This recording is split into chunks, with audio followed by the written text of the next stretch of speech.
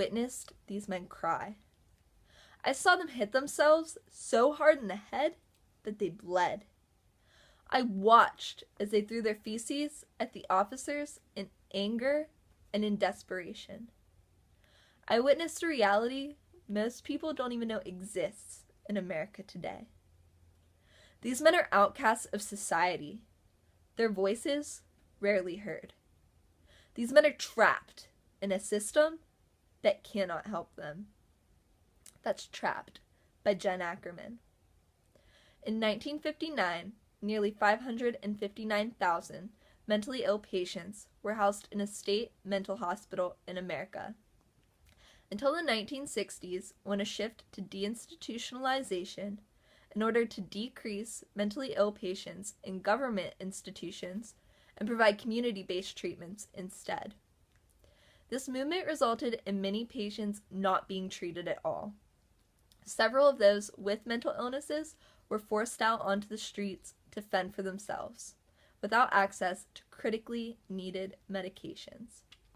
As a result, many ended up being incarcerated for crimes correlated to their mental illnesses. As the inmate population rates soar, many facilities are overcapacitated. Thus, several convicts are getting time taken off of their sentences. The mentally ill are not typically considered in this early release, however, because although they are usually in for less serious offenses, they often serve longer sentences for poor behavior while behind bars, due to the lack of understanding, treatment, and a proper environment for their condition. State and local governments have taken away funding from mental health budgets in order to build more prisons. However, it is more expensive to run a prison, and they are less effective for those with mental illnesses. The reinstitutionalization of psychiatric care has never been more important than it is today.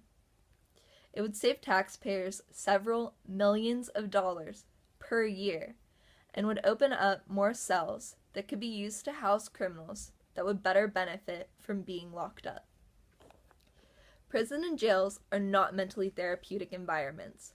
However, they have become the largest mental health institutions in the country. Rikers Island, Chicago's Cook County Jail, and the Los Angeles County Jail are currently the largest mental health institutions in the country. With that, however, police, probation officers, jail guards, and judges are still by and large untrained on mental illnesses.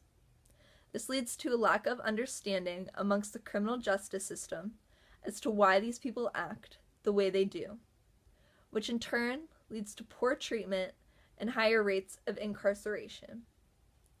According to the Bureau of Justice Statistics, 56% of state prisoners, 45% of federal prisoners, and 64% of jail inmates have a mental health problem. Crimes such as resisting arrest and disorderly conduct are the most common crimes committed by the mentally ill, which many times are directly correlated to symptoms of their illnesses. Behaviors that used to just be considered annoying are now criminal offenses, such as public disturbances. While these individuals usually go in for small crimes, such as those stated, they typically spend more time incarcerated because their mental illness tends to worsen and symptoms become more prevalent due to the stress of the environment. Jail guards often see this as acting out, thus causing those whom are mentally ill to spend, on average, 3 times their original sentence behind bars due to poor behavior. Thus, while more serious offenders are getting an early release due to the overcrowding, the mentally ill whom are there on petty crimes get locked up for greater periods of time.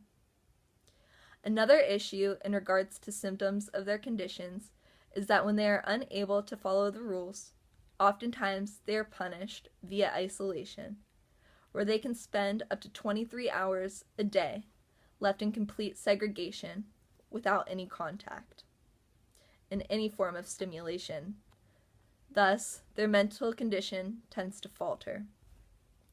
The mentally ill also tend to be the target of harassment and abuse by other inmates, causing further paranoia and another situation that is far from therapeutic. Finally, while there are programs that are in effect to evaluate individuals upon entering the criminal justice system for mental health issues, oftentimes the individual's behavior is simply overlooked, and one is thrown into the system without ever being evaluated.